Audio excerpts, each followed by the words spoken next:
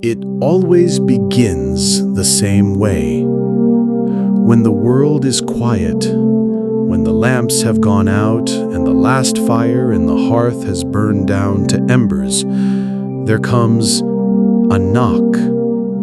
Soft at first, barely audible, but deliberate. A hand against wood in the hour when no one should be awake. For the family inside the farmhouse, the sound must have been chilling. A knock at midnight when no neighbor would come. A knock in the middle of the Bavarian woods, where miles of darkness stretched between homes. A knock that came without warning, without a voice, without footsteps retreating back into the snow. No one knew it then, but this knock was the beginning of something much darker. Within days, 6 people would be dead. This is the story of Hinterkaifeck, Germany's most haunting, unsolved murder. The knock at midnight. It was sometime after midnight when the knock came. 3 deliberate taps against the wooden door of Hinterkaifeck farmhouse. Not hurried, not timid, but firm, calculated. Inside, the air was already heavy with silence. Outside, the Bavarian night stretched endlessly, the woods standing like dark sentinels against the pale, frozen fields. The snow reflected the moonlight in cold silver tones, but beyond that dim glow, everything was black. A place where sound carried unnaturally far, yet no echo of the knock returned. Perhaps no one rose to answer. Perhaps someone stirred, halfway between waking and dreams, unsure if the sound was real or imagined. And yet the farm itself seemed to hold its breath. This knock, whether it was truly heard or only imagined later, has become a kind of ghostly beginning, a moment that hangs over the entire case like an omen, whispering something had come to Hinterkaifeck. The Hinterkaifeck farmstead was not part of a bustling town, nor even a close-knit village. It stood alone, about a kilometer outside the hamlet of Grobern, Bavaria, and some 70 kilometers north of Munich. In 1922, the land was rural and isolated. The farm was both modest and formidable, a large L-shaped structure with stables, barn, and living quarters joined together, surrounded by fields and edged by dark forest. In summer, it would have been green and peaceful, the wheat swaying in the wind. But in March, with snow blanketing the earth, the trees skeletal and black against the horizon, it was a landscape that seemed to swallow sound. Neighbors could see the faint column of smoke from the chimney on a clear day, but otherwise, the Gruber family lived in near solitude. When storms blew in, the house was cut off from the world. When night fell, only the faint lantern light kept the darkness at bay.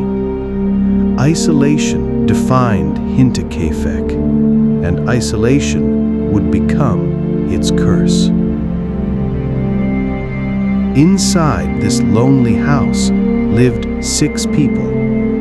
Andreas Gruber, 63, was the patriarch, a stern, hard-featured farmer with a reputation for being both hard-working and harsh.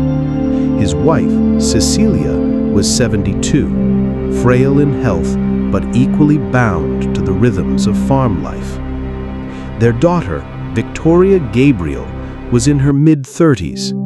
Her husband had died in World War I, leaving her widowed with 2 children, 7-year-old Cecilia, bright and lively, and 2-year-old Joseph, a toddler with uncertain paternity.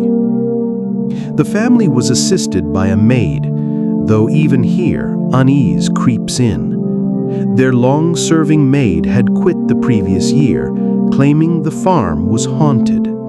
She spoke of hearing footsteps in the attic when no one was there, of whispers and creaks that seemed too deliberate to be the wind. She fled her position, never to return. By late March 1922, a new maid had been hired, 44-year-old Maria Baumgartner. She would arrive at Hinterkaifeck for her first day of work on March 31st. Unbeknownst to her, she would not live to see another sunrise. If the farm seemed unsettling, the family carried shadows of their own. Andreas Gruber was known to be domineering, even cruel. Worse, he had been convicted years earlier of an incestuous relationship with his daughter, Victoria. Whether coerced or forced, the scandal marked the family with stigma. Victoria attempted to move on with her life, but Andreas's grip never seemed to loosen. She had even pursued another relationship with a local man named Lorenz Schlittenbauer. For a time, there was talk of marriage, but it had soured, ending bitterly, and some whispered that the paternity of little Joseph was uncertain, that perhaps he was Andreas's child, or perhaps Lorenz's. These rumors hung over the family like storm clouds. Neighbors gossiped. Trust was thin. Respect was strained. Yet, in their isolation, the Grubers endured. Then came the signs. In the final days of March 1922, Andreas noticed something strange, a set of footprints in the snow. They came from the forest at the edge of the property and led straight toward the farmhouse. But there were no returning prints. Whoever or whatever had approached the house had not left. Disturbed, Andreas searched the grounds. He found nothing. But soon after, he found something else. An unfamiliar newspaper from Munich lying in the house. No one in the family subscribed to it, and no neighbor had admitted to bringing it. How had it arrived there? Then the key to the house went missing. It had been hanging in its usual spot. One day, it was simply gone. And at night, there were noises again, strange creaks and footsteps above in the attic. Andreas investigated, lantern in hand, but the space revealed nothing, only shadows, silence, and dust. The farm dog, usually steady, had grown restless. It barked at unseen things. Its chain rattled in the night. Andreas confided some of these events to neighbors.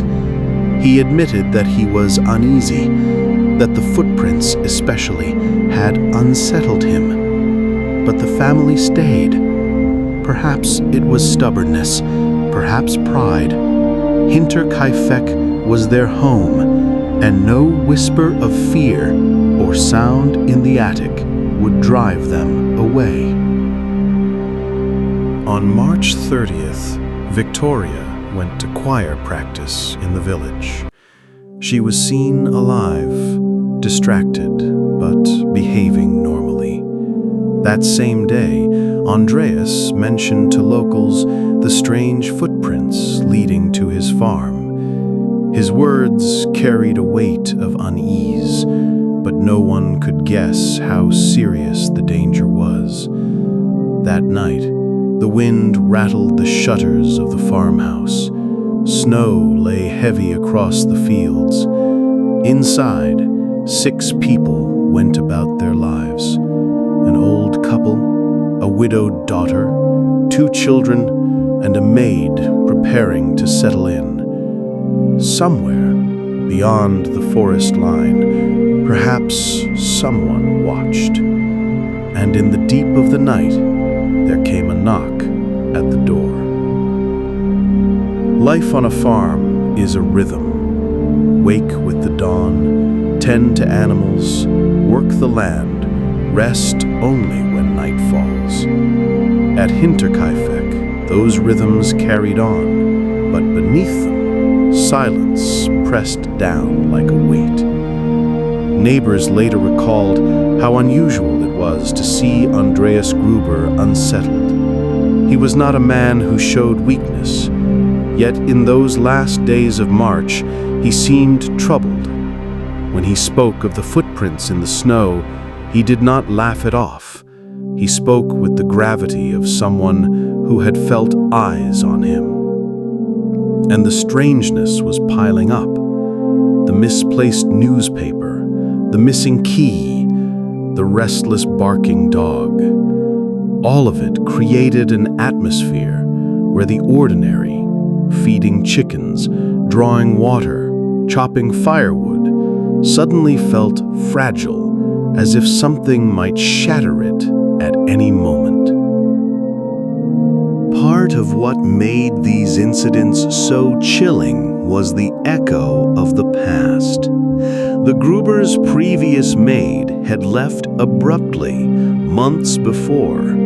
She had not quit over low wages or harsh treatment, though Andreas was not known for kindness. No, she had left because of the house itself. She told anyone who would listen that she had heard footsteps in the attic when no one should have been there. The boards above her creaked with deliberate weight, as though someone or something was pacing slowly back and forth. She would lie in bed at night, staring at the ceiling, her heart hammering as the steps moved. And when she summoned her courage to climb up and investigate, she found nothing. No intruder, no animal, just shadows. The experience had been too much. She fled Hinterkaifeck and never returned. Her replacement, Maria Baumgartner, would arrive at the end of March to begin her employment. For her, the horror had not yet begun. The day dawned cold and gray. The snow had begun to melt in places, leaving slush and patches of frozen earth. The forest surrounding the farm was quiet, its trees still bare, their branches like skeletal arms clawing at the sky. That morning, Maria packed her things. She was 44 years old, unmarried, and came from a nearby village. For her, the position at Hinterkaifeck was steady work. Perhaps she felt some hesitation. After all, the farm had a reputation, but there is no record of her voicing any concern. She arrived at the farm that very afternoon. It would be her first and last day of work. Inside Hinterkaifeck that yearning, the 6 residents gathered as they always did. Andreas, stern and unyielding, his wife, aging and weary, Victoria, caught between her father's control and her own search for independence, young Cecilia, bright-eyed, playful, eager for school, little Joseph, barely a toddler, unaware of the shadows gathering, and now Maria, the new maid, just unpacking her few belongings, trying to settle into a household already marked by unease. We can only imagine the atmosphere inside that house that night. Did Victoria glance uneasily at the door? Did Andreas secure the locks, knowing a key had vanished? Did Maria, in her new bed, hear the creaks and groans of the attic above her? The farm did not exist in a vacuum. Though isolated, it was still visible to nearby villagers and neighbors. They remembered seeing smoke rise from the chimney in those days. They heard the faint barking of the farm dog. And in conversation, Andreas continued to mention his unease. One neighbor would later recall, Andreas told him plainly about the footprints in the snow that led to the house and did not lead away. It was as though something or someone had entered and stayed. The weight of that statement is chilling. Because if it was true, then by March 31st, the family was not alone in that house. The night grew dark. Lanterns flickered. Snow crunched faintly outside. And at some point, whether real or imagined, whether remembered clearly or only whispered later, there came another knock. 3 measured strikes against the farmhouse door. The sound of someone who did not rush, someone who knew exactly where they were. The silence that followed was deeper than before. Inside, 6 people lived out the final night of their lives. The next morning, April 1st, the sun rose pale over Hinterkaifeck. Life appeared to carry on. The animals were tended to. Chores were performed.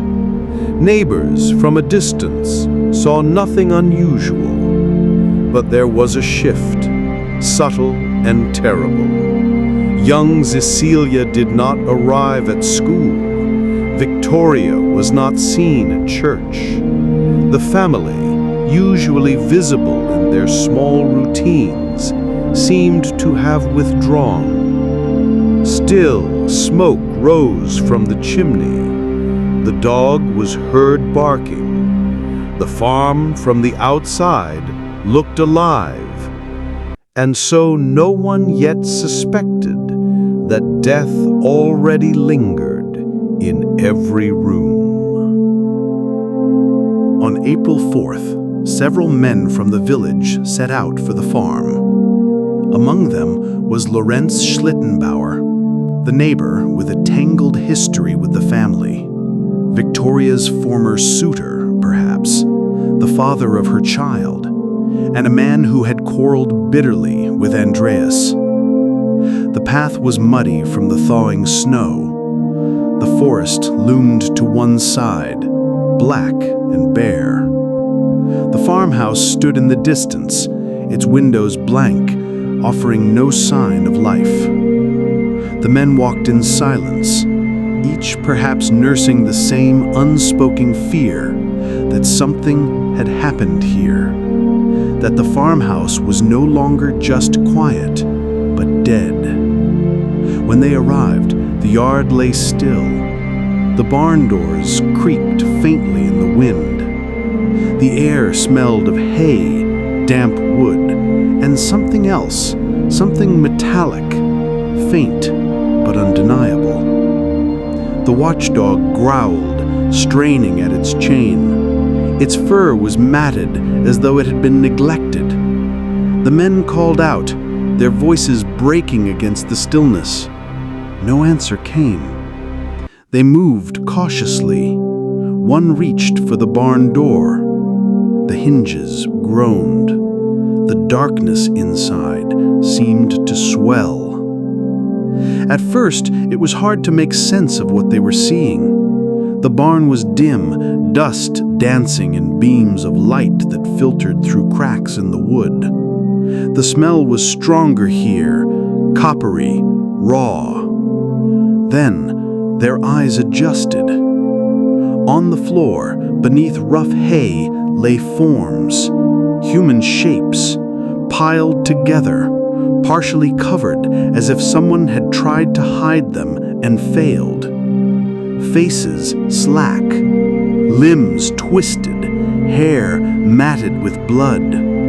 Andreas Gruber, his wife Cecilia, Victoria, young Cecilia. 4 bodies butchered with a pickaxe, stacked grotesquely in the barn. The men stumbled back, gagging, their stomachs heaving. The barn seemed to close in, the shadows pressing tighter. And yet, the nightmare was only beginning. By April 3rd, concern began to creep in. The mail carrier noticed letters piling up, undelivered, untouched. Neighbors remarked they had not seen anyone from the farm for days. But it was easy, in rural life, to explain such things away. Perhaps the family was busy with the farm work. Perhaps they had traveled. Perhaps they were simply keeping to themselves. It was not until April 4th that alarm truly spread. The silence had gone on too long. The stillness was unnatural. And so a small group of neighbors made their way across the fields, through the cold wind and mud, to the farmhouse at Hinterkaifeck. They did not yet know what they would find, but they would remember the smell and the silence and the weight of what lay hidden inside. By the 4th day of silence, Hinterkaifeck felt less like a farm and more like a wound in the landscape. Neighbors had tried to ignore the unease. In rural life, families often kept to themselves, but the absence was stretching thin. The Grubers were not people who vanished without word. Victoria should have been seen in church. Little Cecilia should have been in her classroom. Even Andreas, stubborn as he was, usually appeared in the village to trade or speak with neighbors. Instead, the farmhouse sat brooding on the horizon, smoke no longer curling from its chimney, the dogs barking quieter, less frequent. The silence was no longer just unsettling, it was wrong. Terrified now, the neighbors pushed into the living quarters of the farmhouse. The air was heavy, still, a silence that no living family could produce. In the maid's small room, they found her, Maria, the new maid, only hours into her employment, bludgeoned where she slept. In the nursery, they found Joseph, just 2 years old, lying lifeless in his crib. Every inhabitant of Hinterkaifeck was dead. The discovery spread through the village like wildfire. Men staggered back into town pale-faced, whispering of blood and bodies, of a family annihilated. Women crossed themselves. Children were pulled indoors. The farmhouse, already haunted by rumors, was now something worse, a tomb. Yet questions pressed in, more terrifying than the sight of the dead itself. Who had done this? Why had the animals been fed? Why had smoke risen from the chimney after the murders? Why had the dog been tied and watered?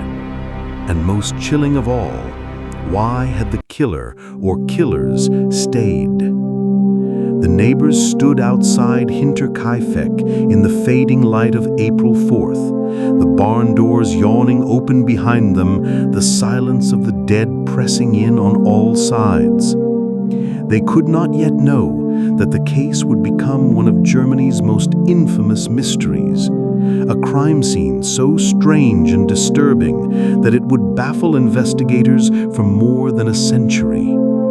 For now, they only knew this: 6 lives had been ended in blood, in the stillness of that lonely farmstead. And somewhere, perhaps watching even now from the forest edge, the one who had knocked at midnight had vanished without a trace. When the neighbors discovered the bodies in the barn and the farmhouse on April 4th, 1922, the scene was so grotesque that words faltered. The local police were summoned, and soon investigators arrived from Munich, 70 kilometers away. But even hardened officials, men accustomed to crime, would later speak of the unease that clung to Hinterkaifeck. It was not just the brutality of the murders, it was the strangeness of the setting. This was not a robbery gone wrong. This was not a moment of passion. This was something colder. The family had not been gunned down in haste. They had been lured, one by one, into the barn. There, each had been struck down with a mattock, a farming tool similar to a pickaxe. Blow after blow crushed skulls, leaving faces unrecognizable. The killer had covered the bodies with hay, as though tidying the scene, but the effort was grotesquely incomplete. Arms jutted from beneath the straw. Victoria's hair spilled across the dirt floor. The illusion of concealment made the reality even worse. How had it happened? How had 4 people, healthy and strong, been taken to the barn without raising an alarm? The prevailing theory is grim. Perhaps the killer first lured Andreas outside, calling him, tricking him, or knocking at the door. Alone, the patriarch would have gone to investigate. In the dim barn, he was struck down swiftly, fatally. Hearing the noise, Cecilia, his wife, followed. She too was slaughtered. Then Victoria, then young Cecilia. Each went to check why the others had not returned. Each was met with the same weapon, the same merciless fate. It was a method of killing not just effective, but chillingly patient. The killer did not rush. He waited, knowing each would come. And in the end, 4 bodies lay in the barn. The detail that haunts investigators most is that of young Cecilia. The 7-year-old girl did not die instantly. When her body was examined, her jaw was found shattered, her face beaten, and yet beneath her fingers, clumps of her own hair were torn out. In her final moments, lying in agony in the hay, she had clawed at her head in terror and pain. For hours, perhaps even through the night, she had lingered, wounded, before death claimed her. It is this detail, more than any other, that captures the horror of Hinterkaifeck, the prolonged suffering of a child, and the indifference of the killer who left her there. The slaughter did not end in the barn. Inside the farmhouse, the killer turned next to Maria Baumgartner, the maid who had begun her employment that very day. She was bludgeoned in her bed, her suitcase barely unpacked beside her. She had not even lived a full day under the Gruber's roof. And finally, little Josef, the 2-year-old, was struck in his crib, killed before he could cry out. 6 people, entire generations of a family annihilated in one night. But perhaps the most unnerving detail is what happened after the killings. The killer did not leave. Evidence suggested that the animals had been fed in the days following the murders. The cow had been milked. The dog had been tied and given water. Smoke had risen from the chimney. Neighbors had assumed the family was simply busy, but in truth, their killer had been living among the dead, inhabiting the farmhouse for days. Some theorized he had eaten meals from their kitchen, slept in their beds, listened to the sound of the wind outside while the bodies lay silent in the barn and the nursery. The idea of it, that the murderer remained calm and unhurried, struck even seasoned police officers as monstrous. The investigation was clumsy by modern standards. This was 1922. Forensic science was limited. Crime scene preservation poorly understood. Curious villagers had already trampled through the farmhouse before police arrived, contaminating vital evidence. Still, certain details emerged. The murder weapon, a mattock, was not immediately found. Later, months afterward, it would be discovered hidden in the farm's attic, rusted and stained. The implication was chilling. The killer had hidden the weapon before leaving. Fingerprints, footprints, traces of clothing or personal items, none led anywhere. The only footprints of note were the ones Andreas had already seen, the solitary set leading from the woods to the house, and none leading back. Even in these early hours, theories swirled. Could it have been a robbery? Unlikely. Money and valuables were left untouched. Could it have been personal? Andreas was widely disliked, and his dark history with Victoria provided motive for hatred. Yet to slaughter children and a maid as well, that suggested something deeper. And then there was the possibility, most chilling of all, that the killer had been someone already close, someone the family knew, someone they trusted enough to follow into the barn without fear. In the days that followed, Hinterkaifeck was not just a crime scene, it was a place avoided, spoken of in whispers. Villagers reported a sense of dread near the farm. Some claimed the animals refused to calm, as though they sensed something unnatural. Others swore the silence of the farm at night was worse than before, as though even the forest held its breath. And through it all, investigators searched for answers. But the deeper they looked, the stranger the case became. The bodies were laid out in the barn for examination. Dr. Johann Baptist Almüller, the coroner from Munich, arrived to conduct the autopsies. Conditions were crude. There was no sterile table, no morgue. Instead, the coroner worked in the same barn where the family had been slaughtered, the air heavy with the scent of hay, blood, and decay. In front of curious villagers and investigators, he began the grim task. Each skull told a story of violence. Andreas Gruber's head bore multiple gashes, one blow so deep it exposed his brain. His wife, Cecilia's injuries were similar, though her wounds showed she had likely died quickly. Victoria's skull had been crushed with such force that her face was almost unrecognizable. Her throat bore marks suggesting strangulation either before or during the attack.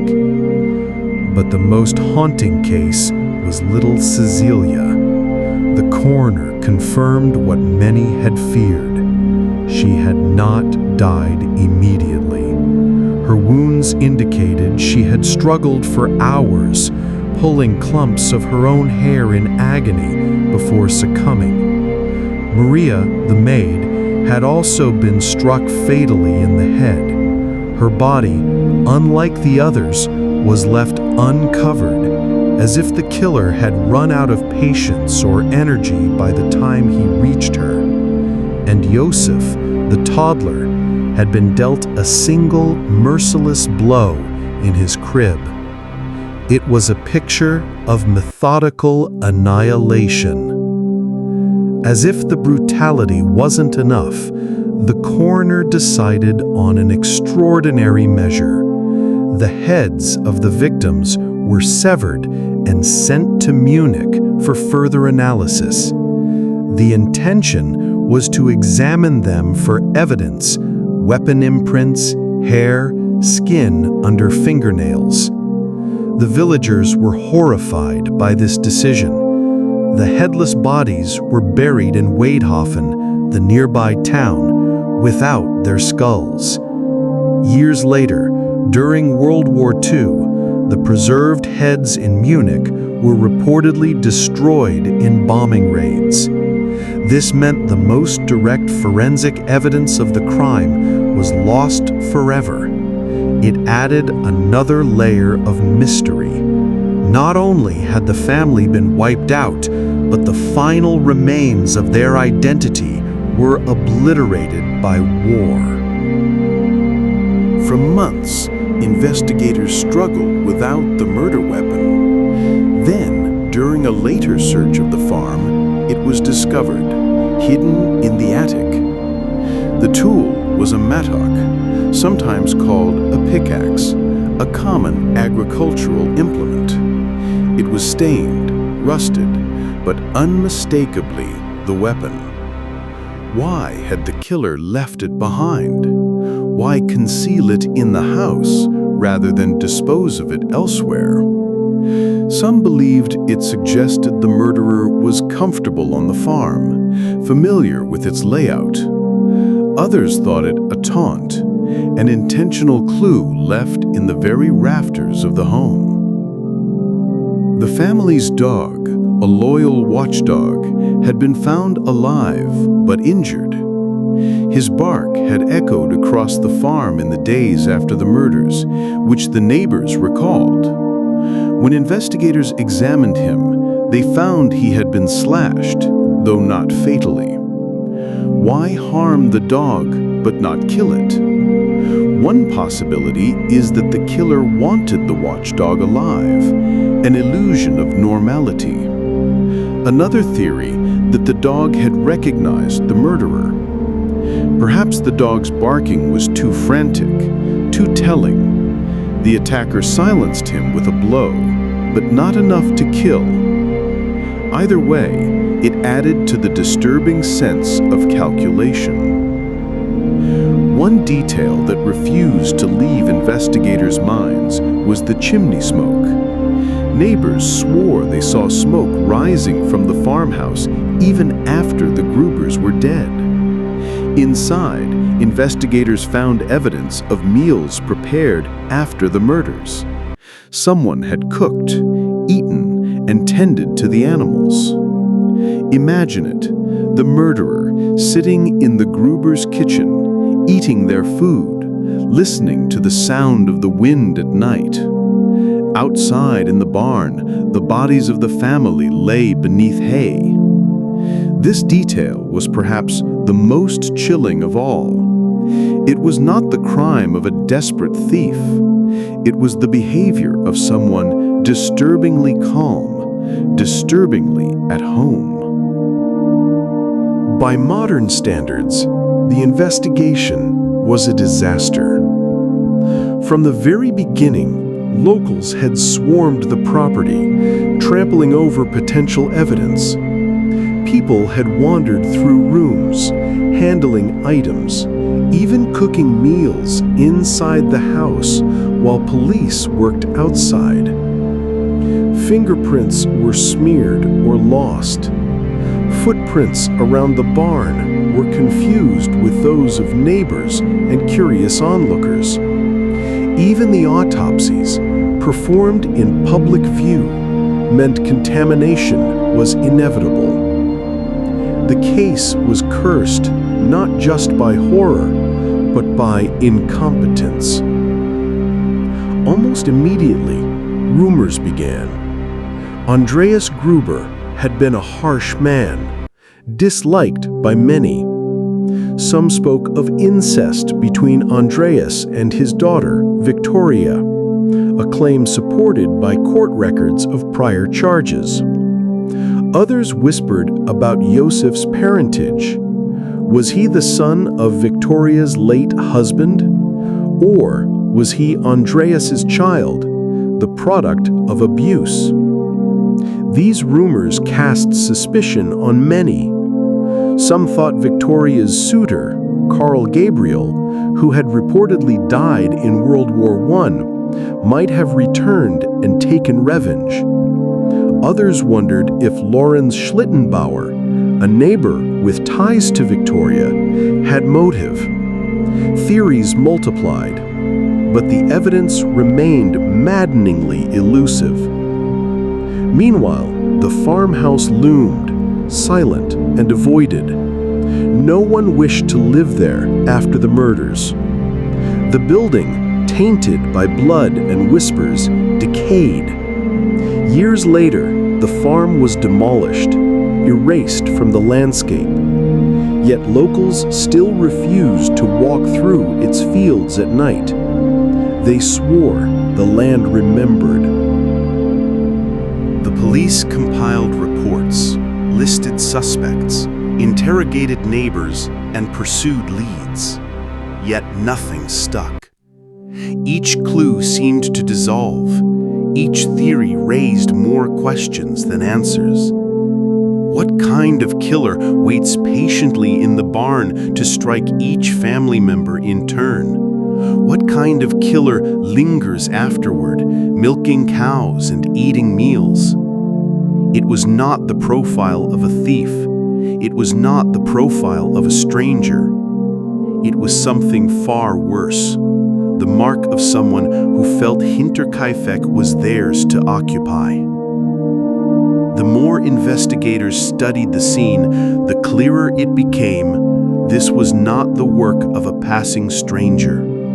Whoever carried out the killings had moved through the Gruber home with confidence. The layout of the farm was unusual, with hidden doors, lofts, and a maze-like barn. An outsider would have stumbled, left confused footprints, or failed to find supplies. But the killer had fed the cattle, cooked meals, even hidden a weapon in the attic.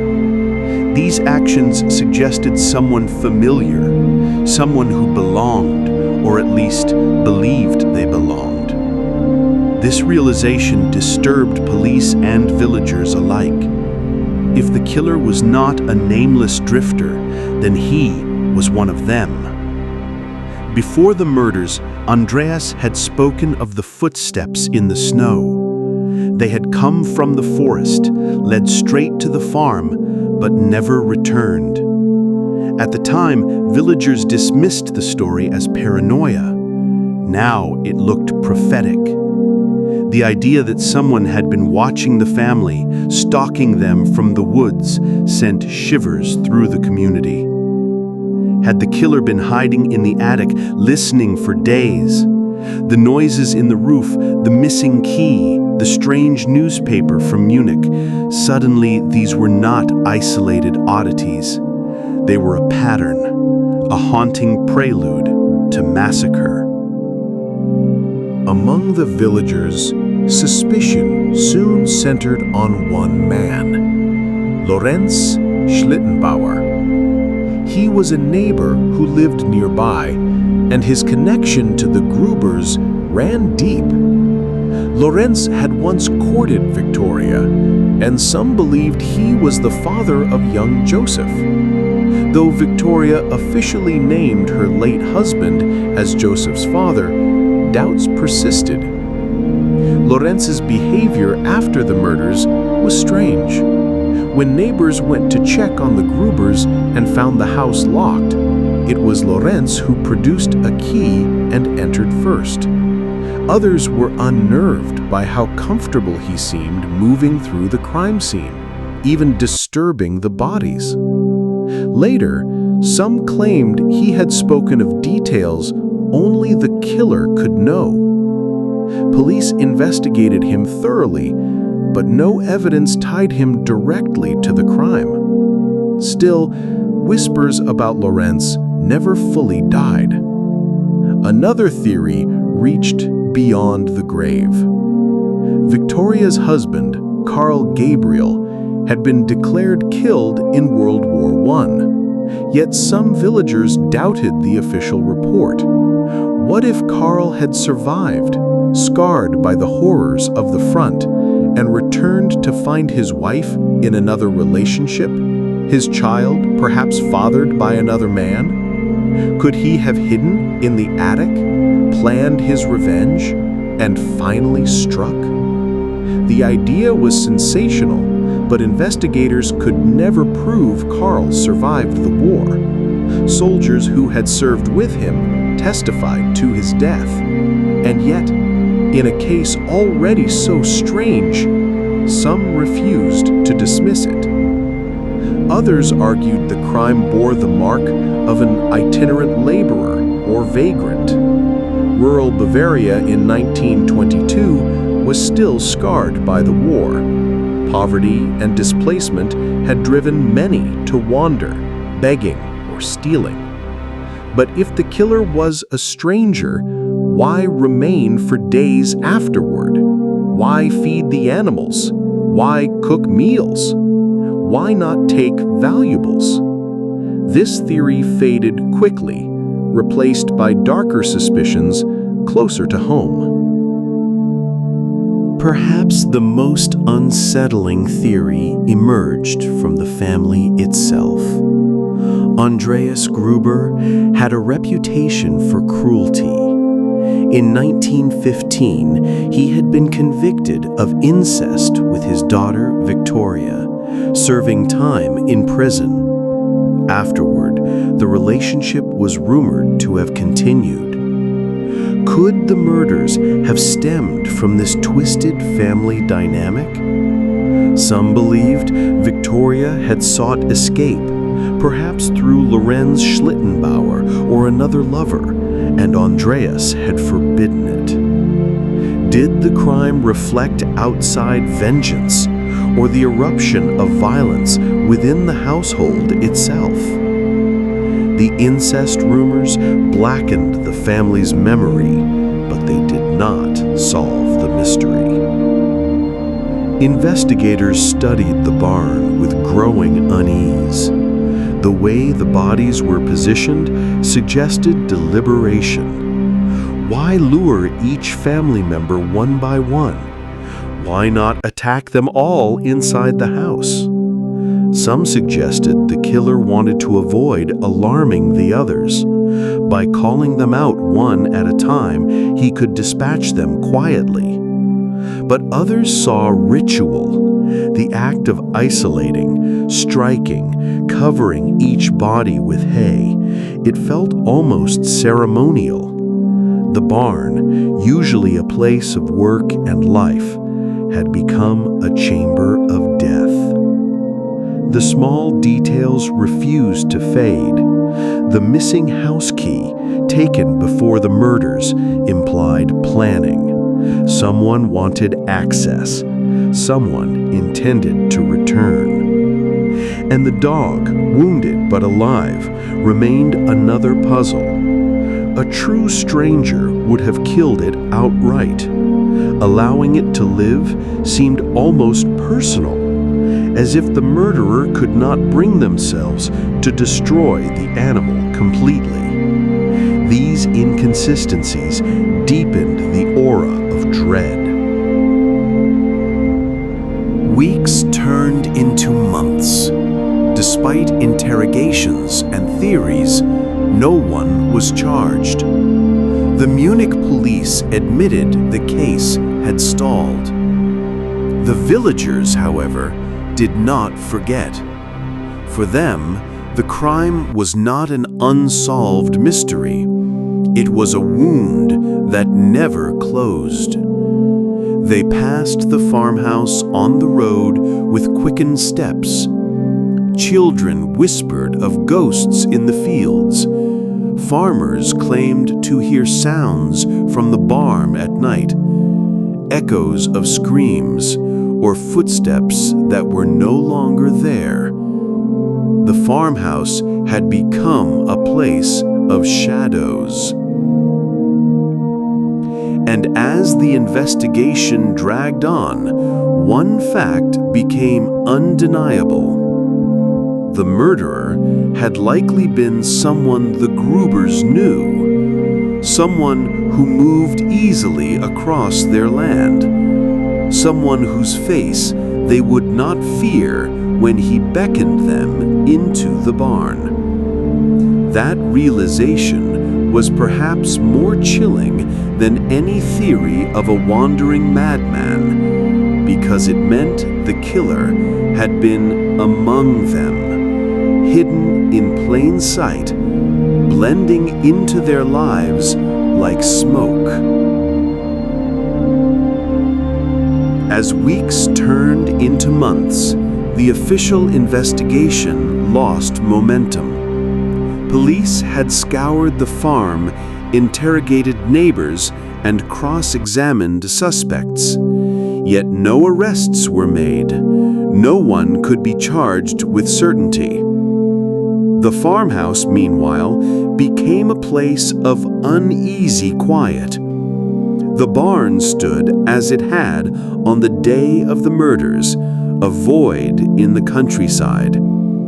The animals were sold off, the land leased, but few dared to linger. The Grubers had been erased, yet their absence was louder than their lives had ever been. Weeks turned into months. Despite interrogations and theories, no one was charged. The Munich police admitted the case had stalled. The villagers, however, did not forget. For them, the crime was not an unsolved mystery. It was a wound that never closed. They passed the farmhouse on the road with quickened steps. Children whispered of ghosts in the fields. Farmers claimed to hear sounds from the barn at night, echoes of screams or footsteps that were no longer there. The farmhouse had become a place of shadows. And as the investigation dragged on, one fact became undeniable. The murderer had likely been someone the Grubers knew, someone who moved easily across their land, someone whose face they would not fear when he beckoned them into the barn. That realization was perhaps more chilling than any theory of a wandering madman, because it meant the killer had been among them, hidden in plain sight, blending into their lives like smoke. As weeks turned into months, the official investigation lost momentum. Police had scoured the farm, interrogated neighbors, and cross-examined suspects. Yet no arrests were made. No one could be charged with certainty. The farmhouse, meanwhile, became a place of uneasy quiet. The barn stood as it had on the day of the murders, a void in the countryside. The animals were sold off, the land leased, but few dared to linger. The Grubers had been erased, yet their absence was louder than their lives had ever been. Investigators admitted with growing frustration that their own procedures had doomed the case. The contamination of the crime scene was catastrophic. From the very first day, villagers had wandered freely through the farm. They had touched the bodies, rearranged items, cooked food on the Gruber's stove. In their eagerness to help, or perhaps in morbid curiosity, they had destroyed what little evidence there might have been. The barn had been treated more like a curiosity than a crime scene, and in that failure, crucial clues were lost forever.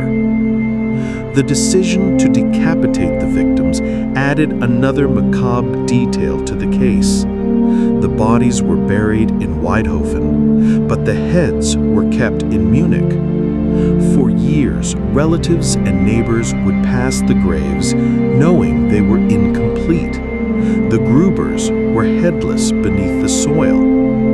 Then, during World War II, the preserved skulls were destroyed in a bombing raid. That meant the most vital forensic evidence, weapon marks, fibers, possible DNA, was gone. The case was permanently crippled. Even in death, the family found no peace. Though no charges were ever filed, suspicions in the village lingered like smoke. Neighbors eyed one another with distrust. Some swore Lawrence Schlittenbauer's behavior had been too casual, too knowing. Others clung to the idea of Carl Gabriel risen from the grave. A few muttered that perhaps the Grubers themselves had invited their fate, their family plagued by sin. It became less about justice, more about rumor. The truth had slipped away, leaving only theories. Those who dared to approach the farm in the months after spoke of a strange heaviness in the air. Some said the wind through the barn rafters carried a sound like moaning. Others swore that at night, faint footsteps could still be heard pacing the hayloft. Perhaps it was imagination. Perhaps it was the villagers' fear made real. But no one stayed long in the shadows of Hinterkaifeck. In the official reports, one fact remained chilling above all others. The murders were not a frenzy.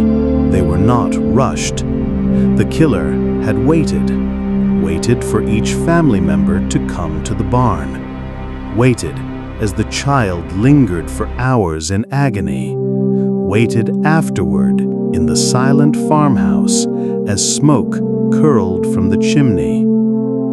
This was patience beyond reason. It was methodical, ritualistic, and it suggested a mind as familiar with the rhythms of farm life as it was with the taking of lives.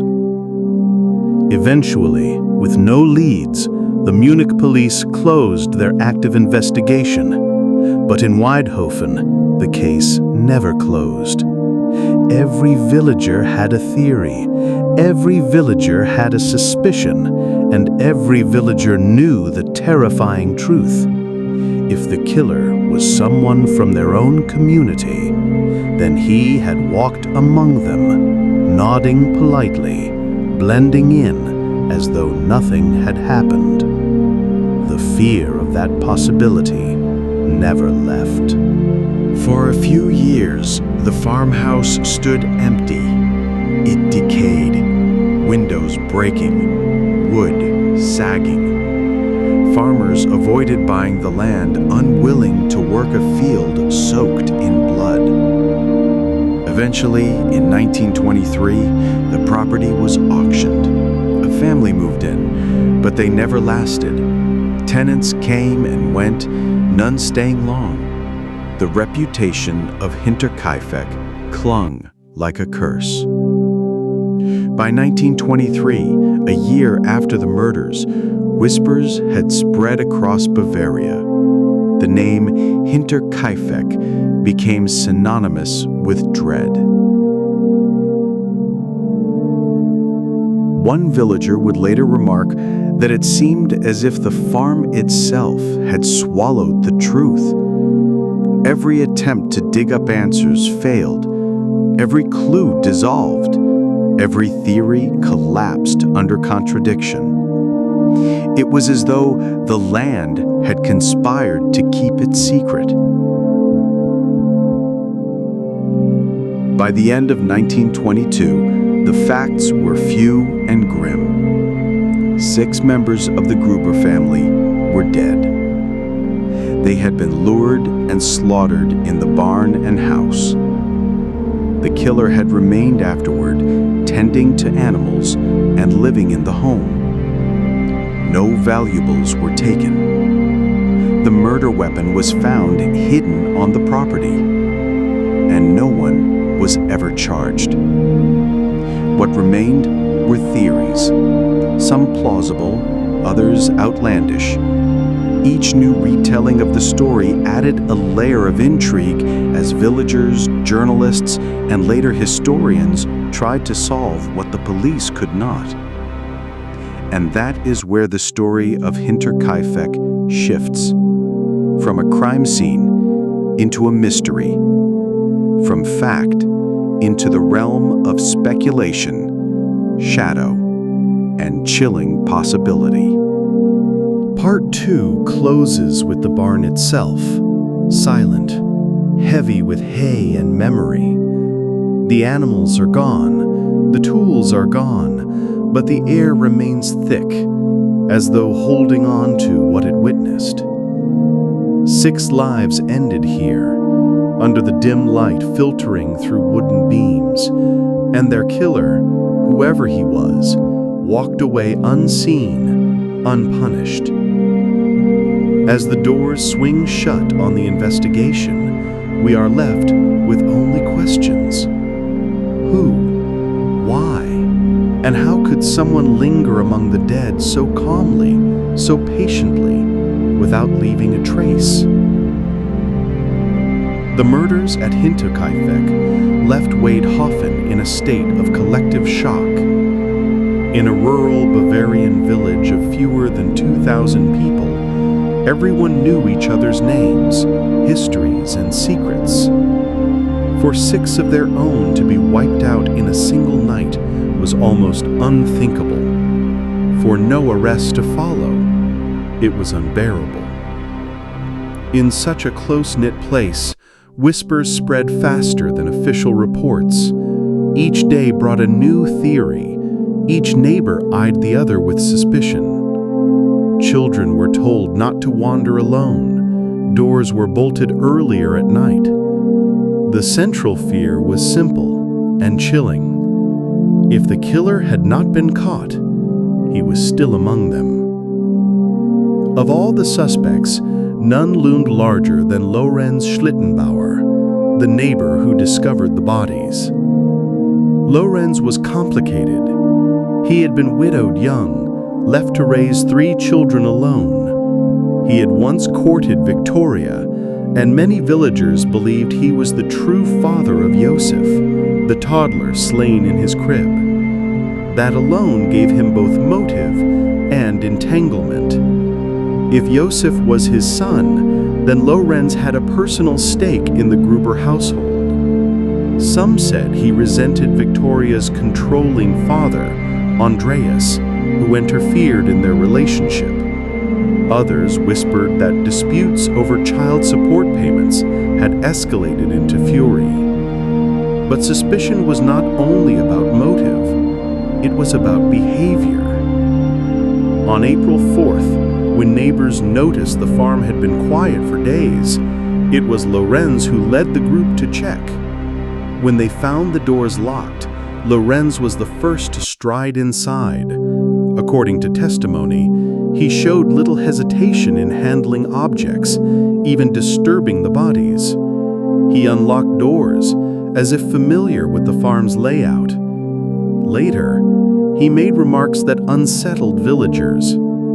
Some claimed he had spoken of the murders in uncanny detail, details he should not have known. To many, Lorenz was the obvious suspect.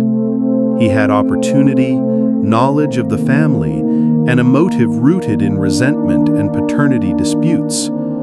But investigators could not tie him directly to the crime. There were no witnesses, no physical evidence. When pressed, Lorenz explained his behavior as natural concern for his missing neighbors. His knowledge of the house, he said, came from familiarity. He had been inside many times before. In the absence of proof, suspicion hardened into rumor, but never conviction. Another theory belonged more to folklore than fact, yet it refused to die. The idea that Carl Gabriel, Victoria's husband, had returned from the grave. Officially, Carl had been killed in World War I in 1914. His body had never been recovered, but fellow soldiers swore they had witnessed his death. Victoria herself had worn widow's black for years. And yet, some villagers whispered that Carl had not died at all. They claimed he had deserted, gone into hiding, and later returned.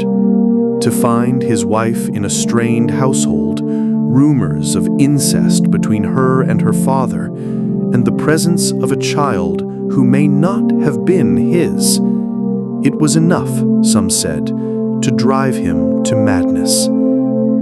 Could Carl have hidden in the attic, biding his time before exacting his revenge?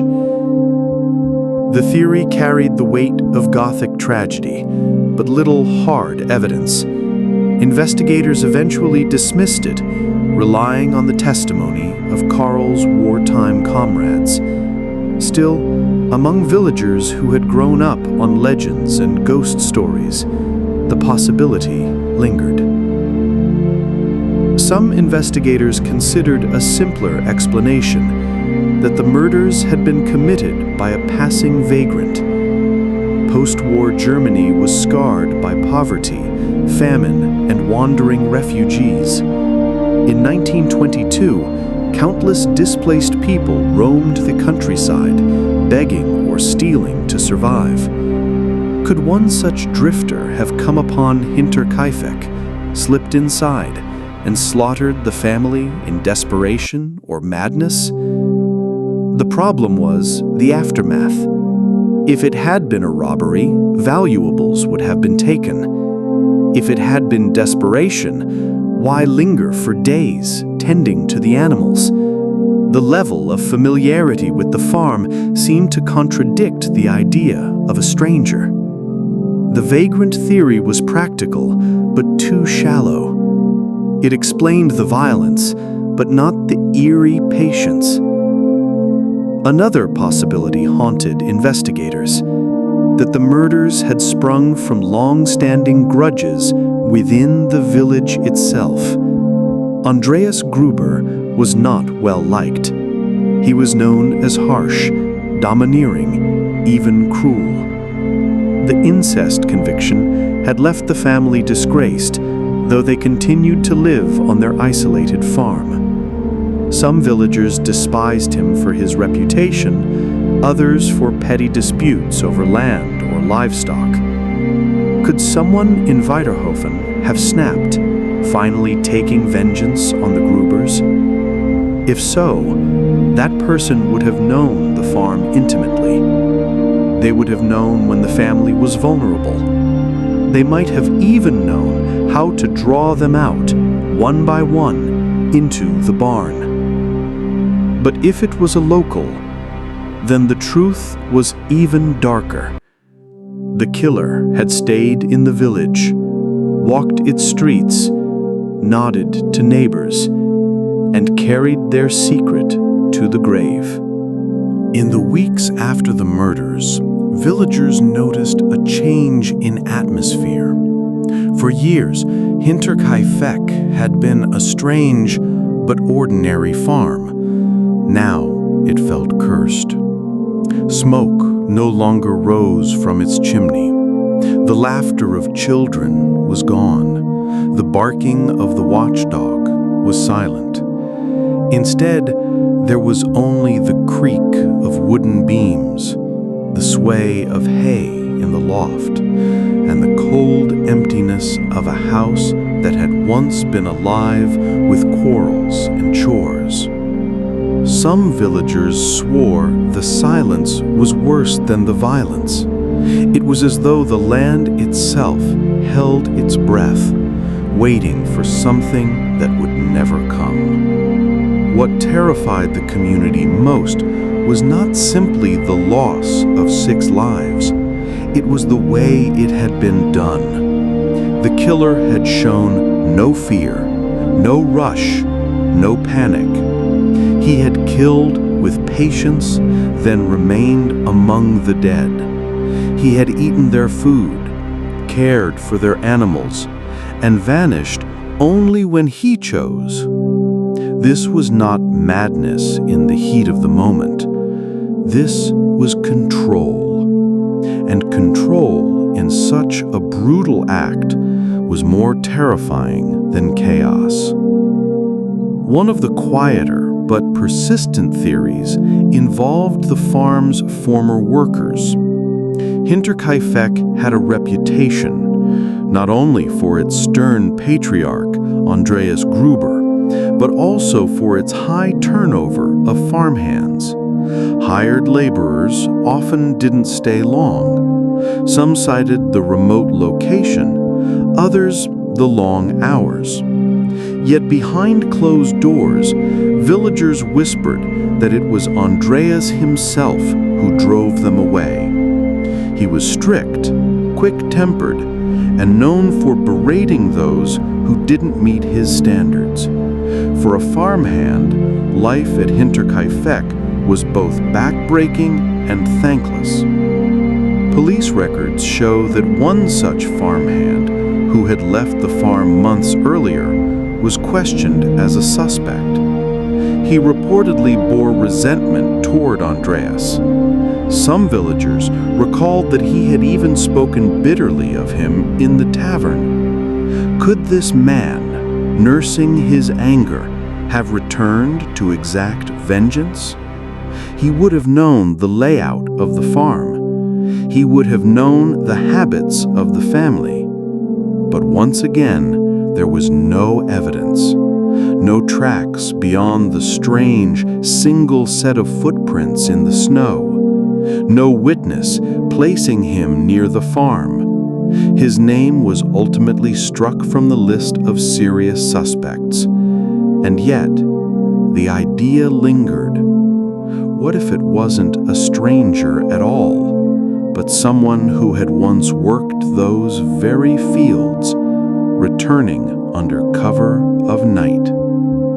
The shadow of World War I stretched over every corner of Germany in 1922, and Weidhofen was no exception. The war had left behind countless broken men, veterans scarred by battle, deserters who had fled dishonor, drifters unable to return home. Bavaria, especially, was still turbulent after the collapse of the monarchy and the brief Bavarian Soviet Republic.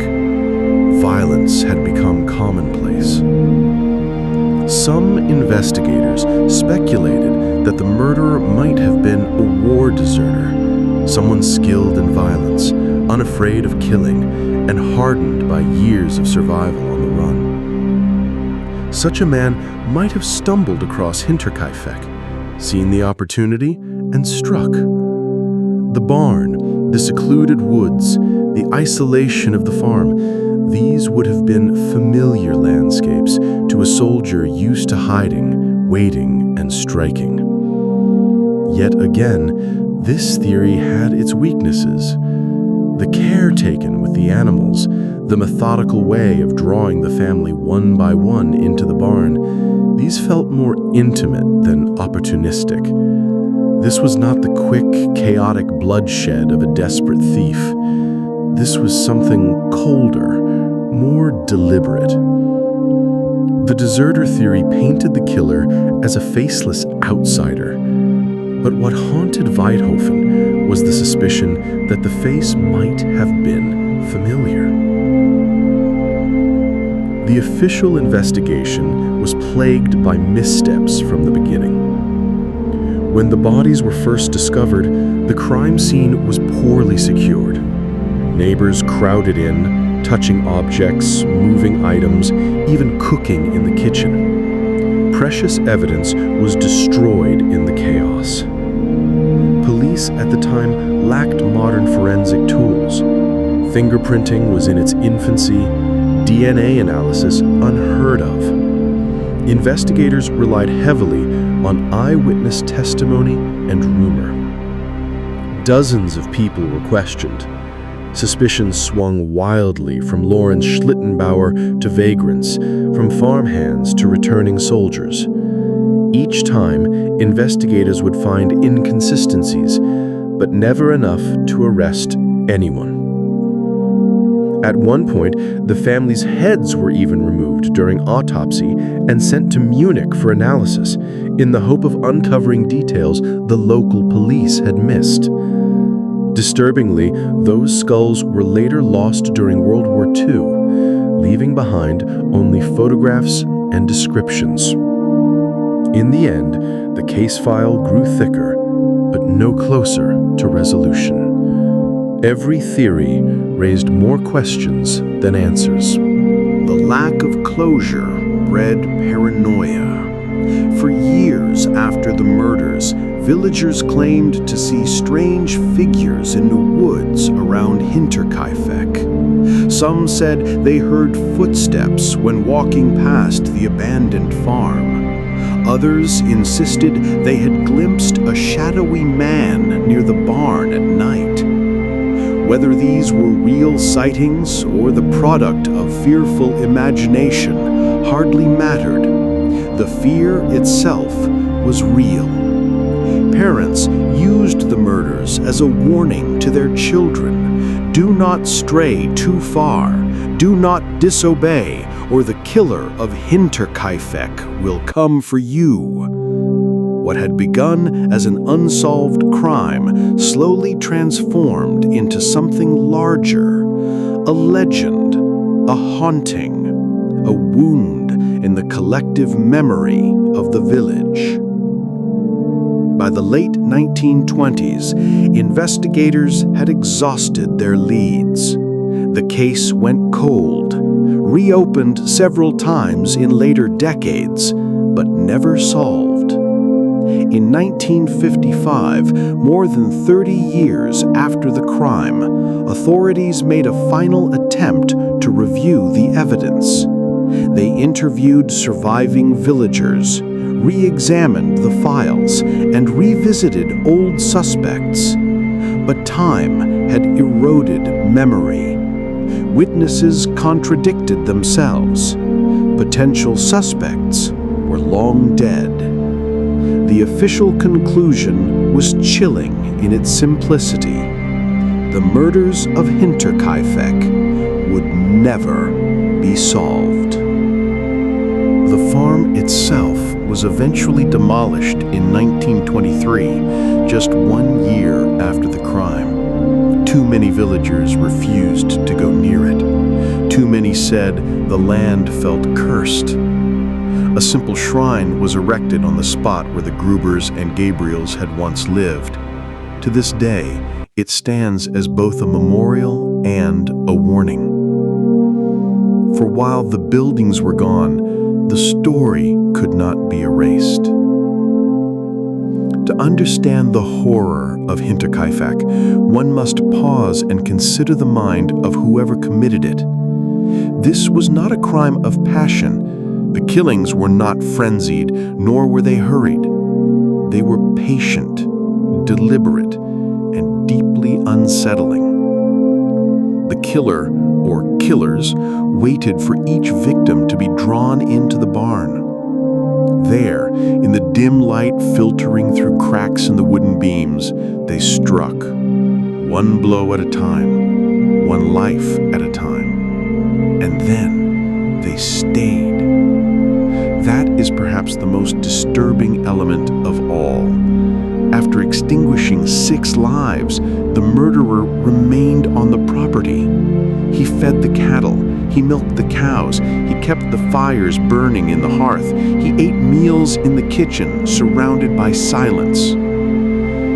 This behavior spoke of control, of a mind that not only took lives, but also lingered to inhabit them. Some criminologists later compared this to a form of territorial dominance, a compulsion not merely to kill, but to occupy, to erase, to become the family in their absence.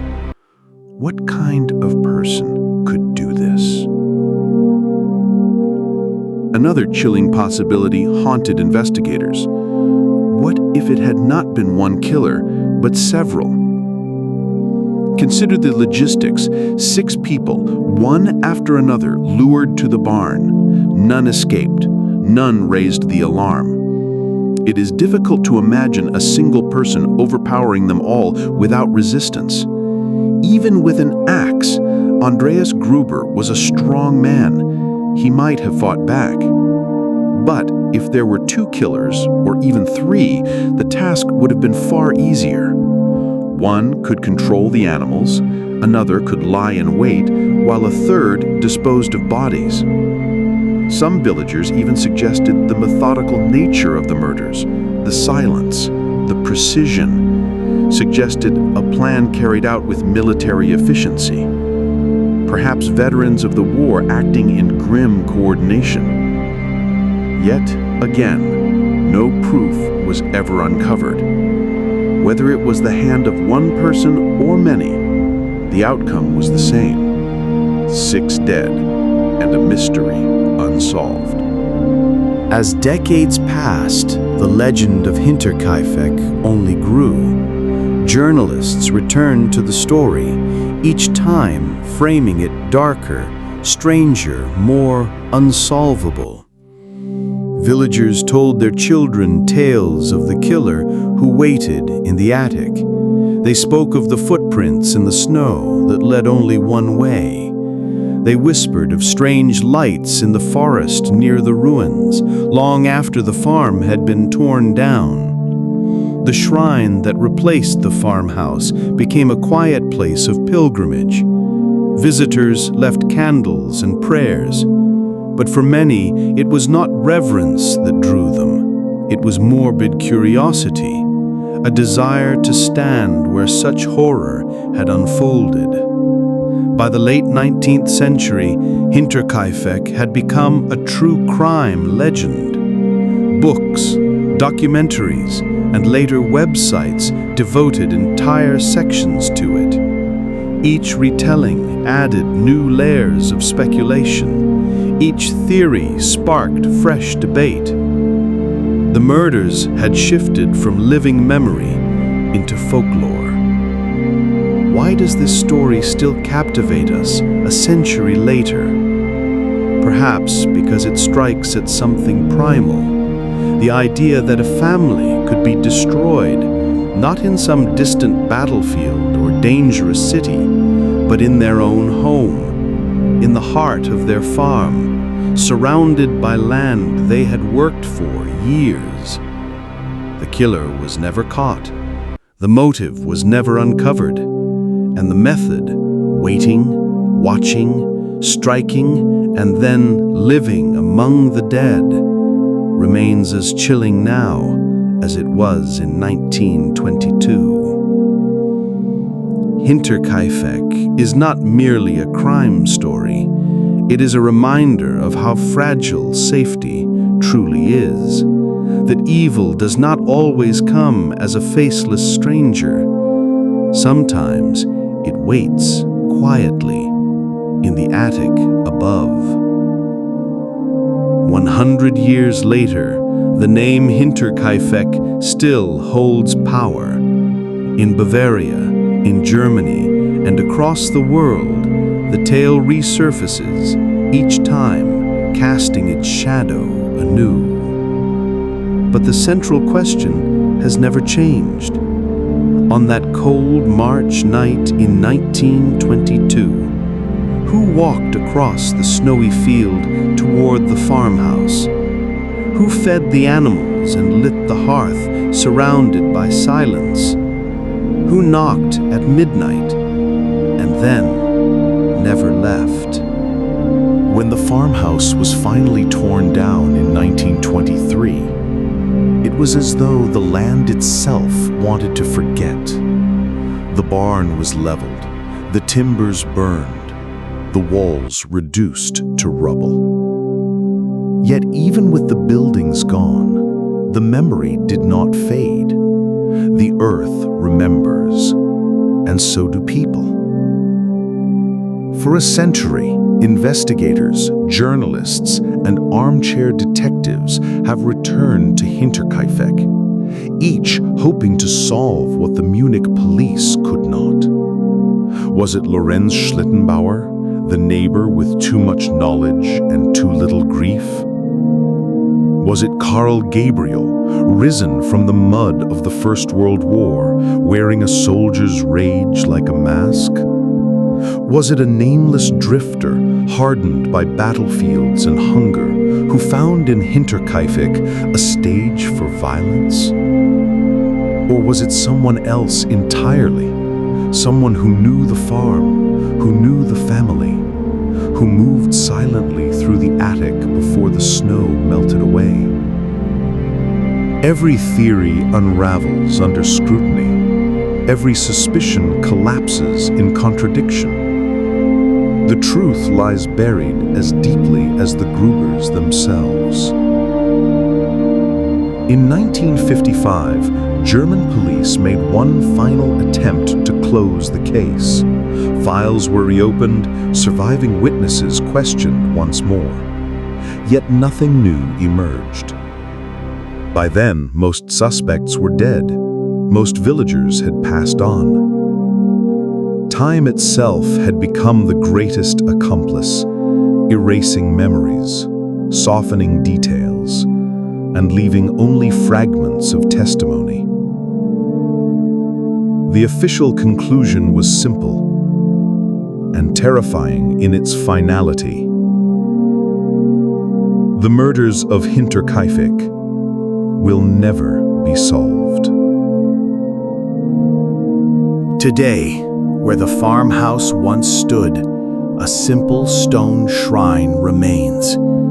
It bears the names of the dead: Andreas, Cecilia, Victoria, Joseph, Cecilia the younger, and Maria the maid. Visitors still come, some out of reverence, some out of fascination. They light candles, whisper prayers, or simply stand in silence, listening to the fields sway in the Bavarian wind. But for many, the silence feels heavier here, as though the land is still keeping something hidden. The murders of Hinterkaifeck will never be solved. Hinterkaifeck is no longer just a murder case. It has become legend. It appears in books, documentaries, podcasts, and whispered stories shared in hushed tones. Each retelling keeps the story alive, even as the truth drifts farther out of reach. Perhaps that is why Hinterkaifeck endures. Not because it can be solved, but because it cannot. And so we return to that night. A quiet farmhouse, isolated by forest and field. The snow softening every sound, the wind pressing against the shutters, and then footsteps, slow, deliberate, leaving a trail across the frozen white. A figure approaches the door. They knock once, twice. The sound echoes through the house, startling the family within. Did Andreas rise from his chair, frowning at the sound? Did Victoria pause, holding little Joseph closer? Did young Cecilia feel her heart quicken, sensing something terrible at hand? We do not know. What we know is this: by morning, 6 lives would be extinguished, and the farmhouse would belong to silence.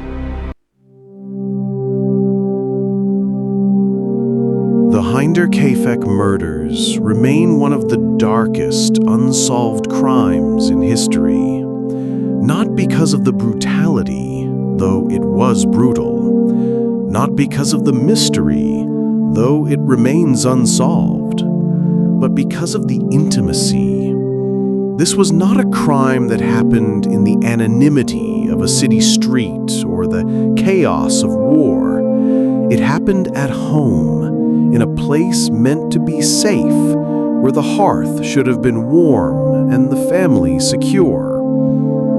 The killer knew this, and in choosing Hinderkefek, they shattered not only a family, but an entire community's sense of safety. And so, the question remains, a century later, who walked up to that farmhouse in the snow? Who lingered in the attic, listening to the family breathe below? Who fed the cattle, warmed themselves by the fire, and then slipped back into the night? Perhaps, somewhere in the silence of Hinderkefek, the answer still lingers. But for now, all that remains is the echo of that midnight knock, unanswered and eternal.